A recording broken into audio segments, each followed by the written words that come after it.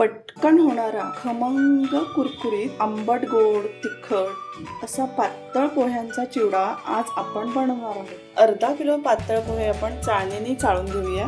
हाताने पण आपण त्याच्यात काही धूळदाण असेल तर ती निवडून घेऊया। गॅसवर कढई तापायला ठेवूया। गॅसची फ्लेम मीडियमवर ठेवूया।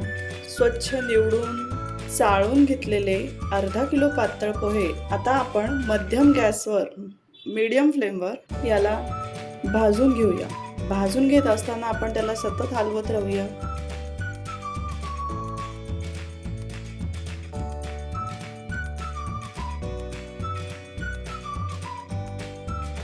अशा प्रकारे पोहे व्यवस्थित भाजले आहेत की नाही हे चेक करण्यासाठी आपण हातावर घेऊया आणि ते व्यवस्थित कुरकुरीत झाले आहेत की नाही हे चेक करूया।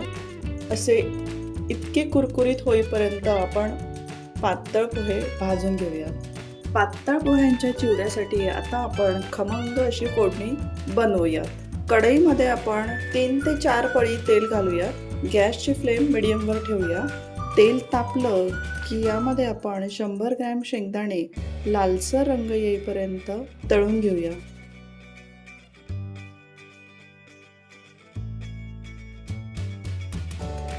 तळलेले शेंगदाणे आपण पोह्यांवर घालूया।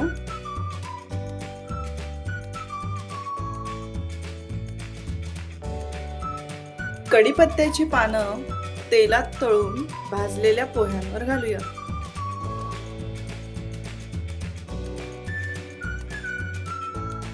गॅसची फ्लेम मीडियमवर ठेवूया। तेलामध्ये आता आपण 4 चमचे मोहरी घालूया।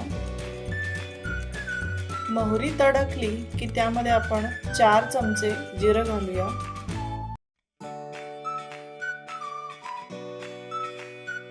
जिरं छान फुललं की यामध्ये आपण 10 ते 12 हिरव्या मिरच्या बारीक चिरून घालूया।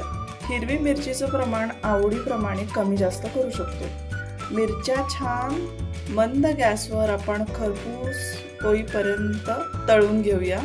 हिरव्या मिरच्या लो फ्लेमवर छान खरपूस भाजून झालेल्या आहेत। आता यामध्ये आपण चवीनुसार मीठ घालूया।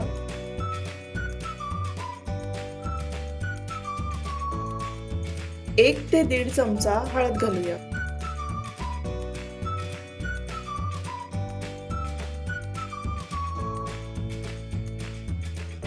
गॅस आता आपण बंद करूया। ही बनवलेली फोडणी आपण भाजक्या पोह्यांवर घालूया।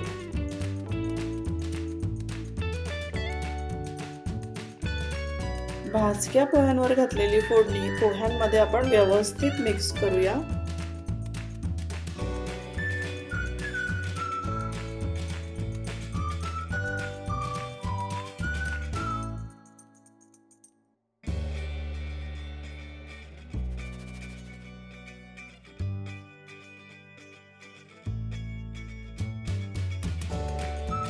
यामध्ये 2 चमचे पिठी साखर घालूया। छोटा पाव चमचा लिंबू फूल घालूया। आता सगळा चिवडा व्यवस्थित मिक्स करून घेऊया म्हणजे सगळा मसाला पोह्यांना व्यवस्थित लागेल।